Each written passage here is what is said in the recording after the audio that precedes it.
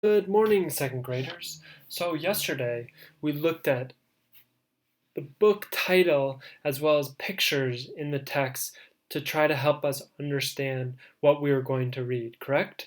So that was one way of comprehension. But today we're going to focus on a different way and punctuation as well as two particular things, the exclamation point and the question mark. So put your thumbs up if you think you know what the difference of those are. Wow, a lot of you do already. That's great. So um, I want to give you an example of why these are important, okay? So when you're having a conversation, which I recently did with a friend of mine who said he got into school, um, he said it in a very nonchalant way, so he wasn't very excited. And so I thought he wasn't very excited. So I asked him, you must not be that enthused to be starting school. And he said, oh, I'm very enthused. Why would you think that? And that was because he said, I got into school. Like it wasn't that important. So could he have maybe put an exclamation point on the end? Correct. So today, here's our teaching point, you guys. We're going to work on reading so that you can understand the text better by emphasizing the exclamation point and question mark and doing it in a tone that makes sense. Okay? All right, I'm excited for us to work on this. All right, follow along.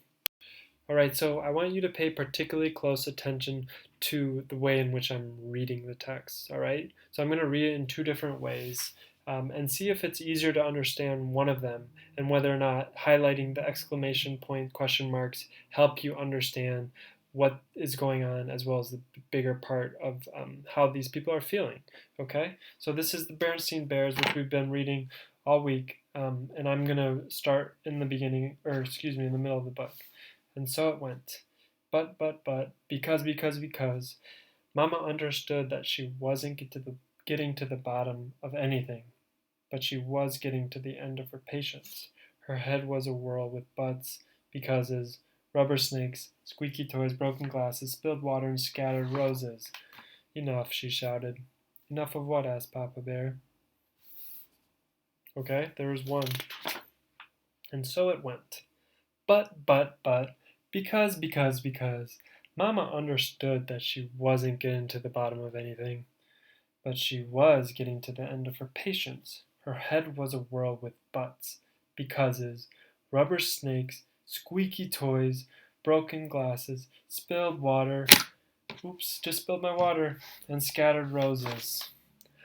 Enough! Enough of what? Asked Papa Bear. Did you notice a difference between the two? Put your thumbs up if you did.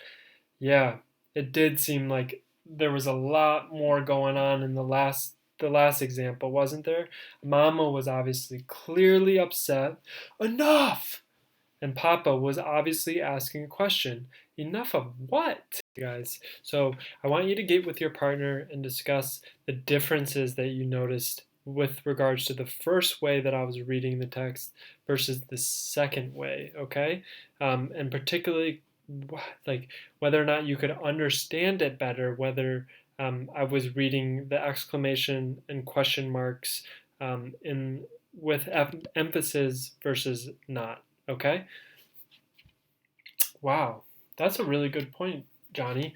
Um, okay, everybody. So I listened to most of you guys talking with your partner, and Johnny brought up one point that was really important. So he said that with the exclamation point, really like adding your hands and you're speaking in a way that is louder, so it's making it clear that.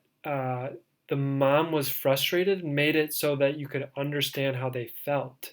Hmm, that's a really good point.